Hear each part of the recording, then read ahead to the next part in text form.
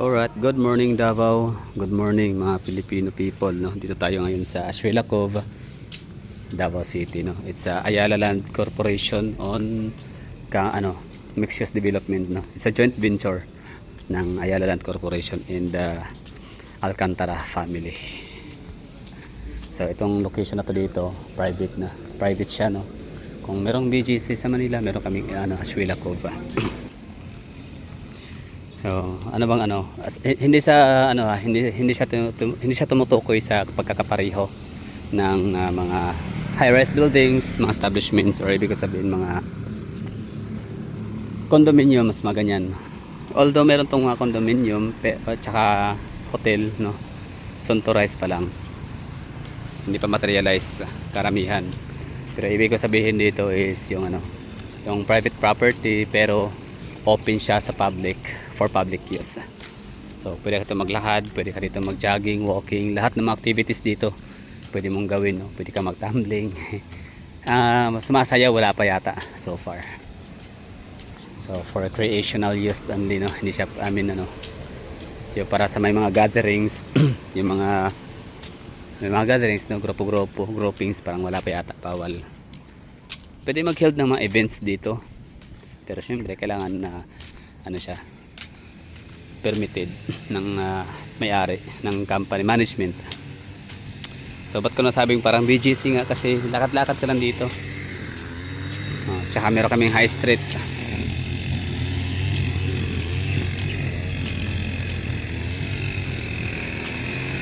So bali ituturo ko kayo sa Seaside Promenade.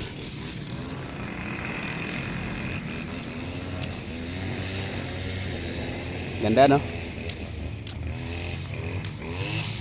Napaka-relaxing sa mata. Makita ng ganitong mga greeneries, mga green. Talagang tunay yan, no? May mga iba kasing napuntahan kong mga park, mga artificial, yung mga punong kahoy. Dito talaga tunay.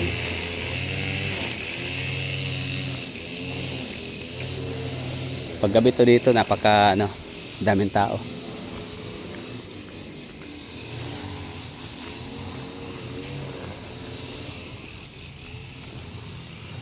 Yung ating direction ay Seaside Promenade. Wala kasing hindi kasi required na mag-purchase ng anything na worth 500 pesos dito sa kanilang mga tindahan para lang maka-access sa pinaka Seaside Promenade area. Kasi umaga, no, pwede siya sa walking, jogging. Hapon lang pwede kasi meron silang binibentang picnic set, sunset picnic, 1,500 para sa location. Kasi nga kung hindi ka mag-avail sa picnic set nila na 1,500, at least meron kang resibo na mag-purchase ka worth 500 para sa 5 katao or 4 yata.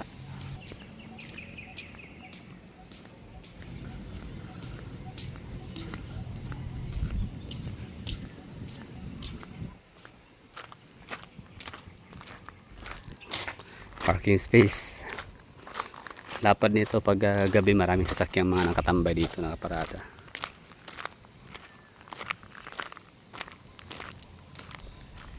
Ngayon magagawa pa nating maglakad, mag-enjoy sa open space in the mga field. Ngayon ito, open field, open spaces.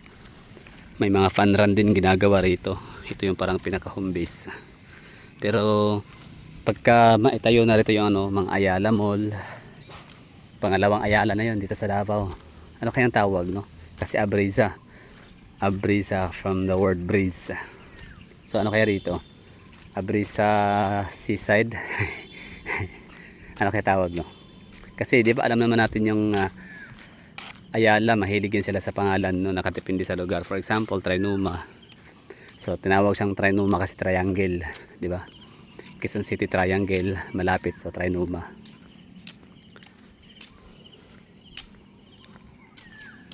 Ayala Capital, Bacolod City. Ayala Capital, kasi capital. Central ka, ano yun? Ayala Central ba yun? Or Capital? Anyway, basta nakapangalan sa mga lugar nila.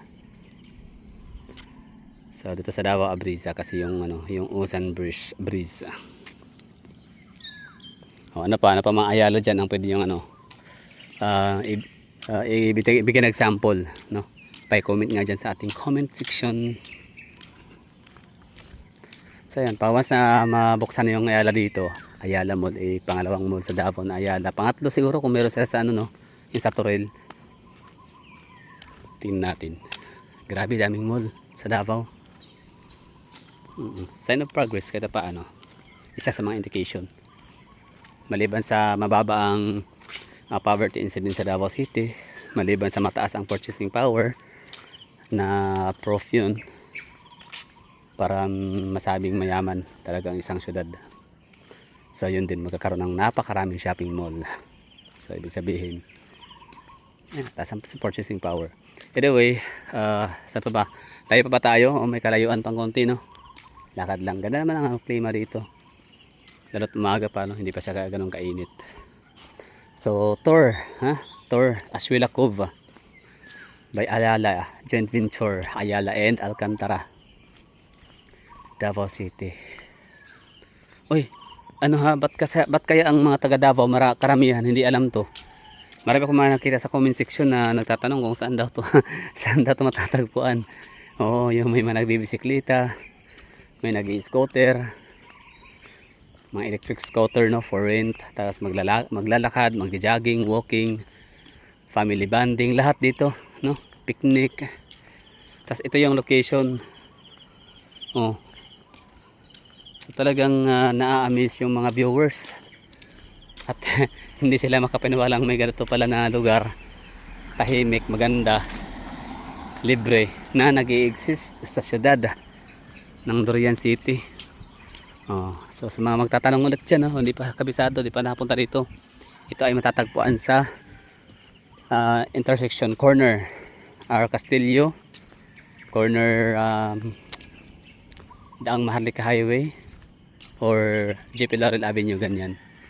So yun yung yun yung pinaka location. So syempre sabihin niyo naman, di naman familiar yung mga daan na yun, yung mga kalye. Okay, ganito na lang. Unahan lang siya ng malapit sa may Grand Regal Hotel. Alam niyo siguro Grand Regal Hotel.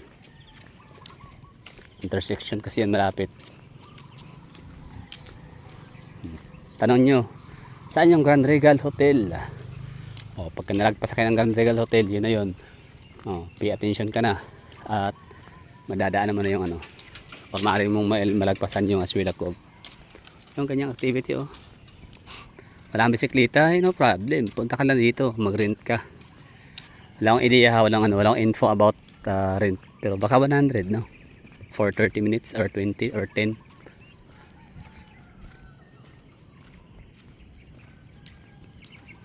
So baka dito itatayo yung Ayala. May mga nakakaalam ba dyan? Merong post dito, no, baka dyan yung Ayala Mall, no, ilalagay. Walking vlog.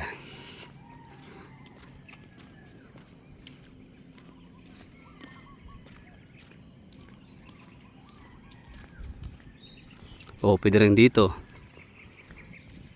pero condominium yata ilalagay dyan.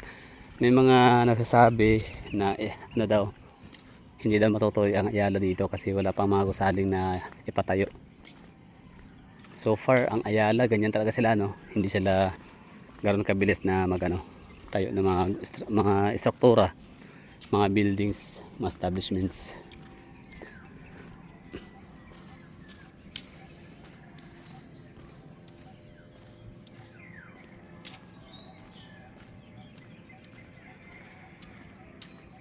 Ganda, no? Pati may may mga tugtog, tunog galing sa mga ibon.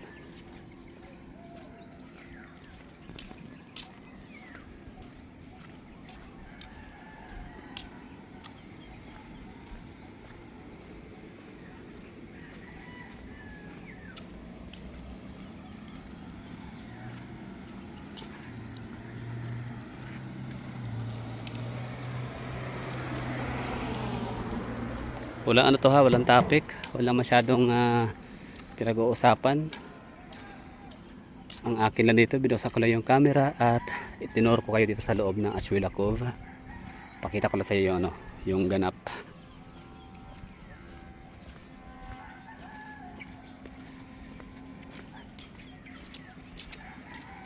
Ako naman kasi galing ko ng almusal, kaya kailangan kong maglakad. Hindi na kailangan tumakbo, lakad lang, no? Sapat na yun para makapag-digest.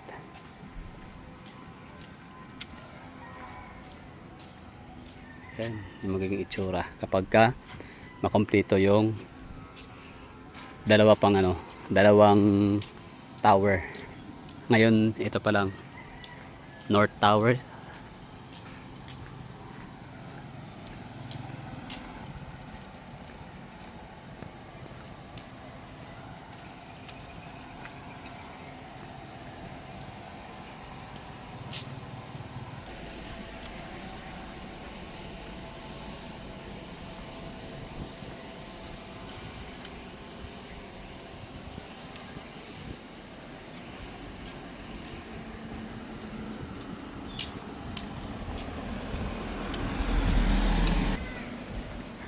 May mga napapansin na rin ako dito na mga pumapasok sa loob.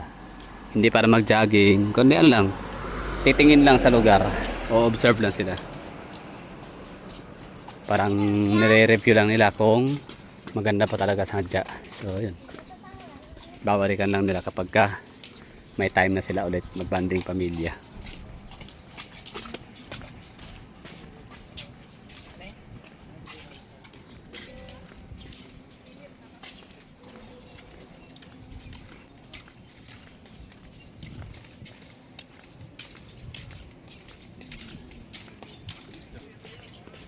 Morning walk, Ashuela Cove, a joint venture of Alcantara Family and Ayala Land Corporation.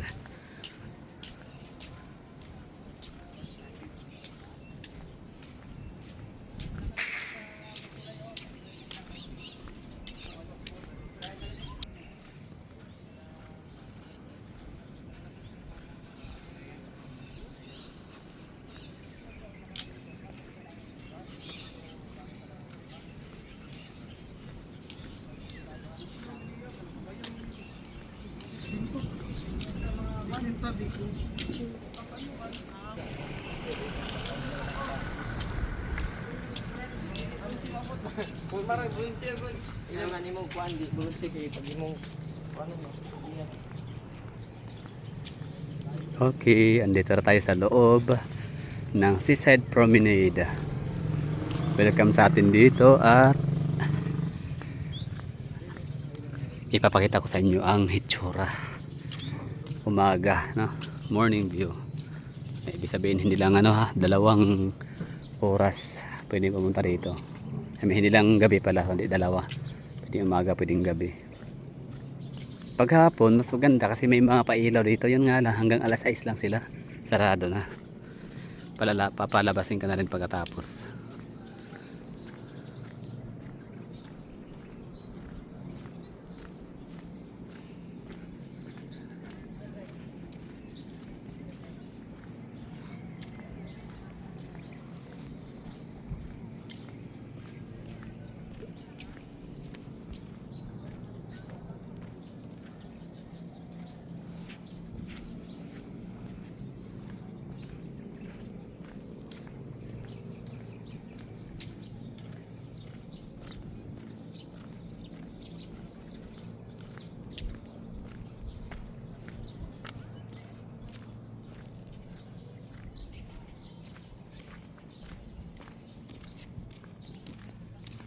Magandang view, dagat, magandang hangin, presko, punong kahoy at syempre yung mga humuhuning ibon.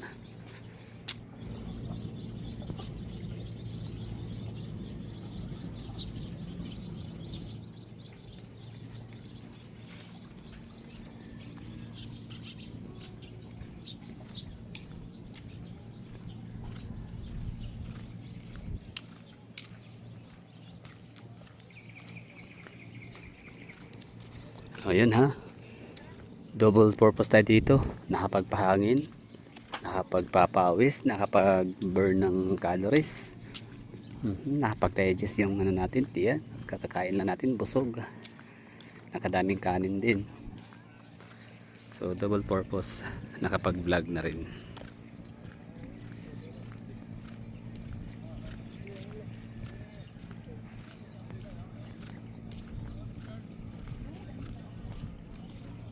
Ganda dito, no? Swerte ng mga taga Davao. One ride lang, andito ka na. Para ka lang nasa ibang ano, dimension, no? Pero kami mga taga Davao City, hindi na to masyadong ano sa amin, bago. Yung ibig ko sabihin is ano, hindi kami ganoon ka ignorante. Hindi naman term ka. Pakita yung term na ignorante. Sanay na kami ano, sanay na kami sa mga magandang tanawin. Sanay na kami sa mga magandang lugar. Magandang view dito sa Davao City. Kasi ang dami naming ano dito, pwedeng puntahan, pasyalan. Meron kaming Aswila Cove, ito nga. Meron kaming Davao Global Township. Meron kaming LPU Davao, no? May ano din doon, may mga pasyalan, pero sa ngayon ano pa lang, mga night market pa lang. Parang mga food bazaar. Hindi pa talaga develop yung lugar nila para pasyalan. So ano pa ba yung mga ano natin pwedeng maibida sa inyo na pwedeng puntahan? So Aswila Cove, Davao Global Township, Coastal Road, ayan, dalawa, no? Lakad-lakad ka, pwede tumambay sa may Times Beach, Rotonda, and sa may Bagua Playa Park. Marami, sobrang dami. Buhangin, meron kami sa may ano, Kabantian, no? Sa may North Town, sa may City Mall. Maganda tumambay doon. Saan pa ba? Meron pa kaming ano meron kaming overview dun sa may Barangay Langob, Hilltop. Meron din kaming ano, Jacks Ridge sa may Matina, Shan Hills, Matina. Dami mga ano, mapagpipilian. Meron kaming basta kaya nang bahala kung saan gusto nyo. So depende sa location na mas malapit sa inyo, mas accessible. Toril, no, Barangay Toril, meron din sila dun sa kilang poblasyon. Meron silang park, ang ganda pati ng park nila. Kalinan, meron silang park, so maganda. So yun na siguro. Thank you for watching. Sana nagustuhan nyo yung ano, morning walk natin dito. Sana ay naging okay, no, yung panonood nyo dyan. Ibig sabihin sana ay na-appreciate nyo, kasi ako appreciate ko yung ginagawa ko dito. Ang ganda kaya. Wala, light lang, lakad lang talaga, morning walk. Nakikinig sa hon ng mga ibon, mga taga Davao na masaya, relax, kampante, chill lang. Diba? Ay, zoom in natin yung mga tao, ha. Yan sila, diba? Yan sila, sir and ma'am. So lovebirds in the morning, diba? Chill lang sila. Yan. Tapos ito naman siya naman solo lang siya, pero okay lang yan. At least kung ano man ang pinagdadaanan ni kuya. Ganun ba agad yun pag nag-iisa may pinagdadaanan? Hindi, baka ano lang, baka meron siyang pinuntahang lugar tapos napadaan dito at siguro wala pang oras, mamaya pa yung opening, di ba, yung ganun. So masyado pa maaga para sa cold time, kaya imbes na tumambay sa coffee shop, mapagastos siya sa mga restaurants. Dito na lang, libre lang ang hangin, presko pa, maganda pang tanawin. So yan naman sila, di ba? So ang lugar na to hindi lang siya pang ang lugar to is pang pamilya na, pang sports pa. Nice one. Di ba? Napaka worth it ng paglalakad natin dito. Kaya din, napaka worth it ng inyong panonood. Kasi ang dolo, ito yung nagiging rewards. Ganda. Alright, thank you for watching. I have to say bye bye and ingat.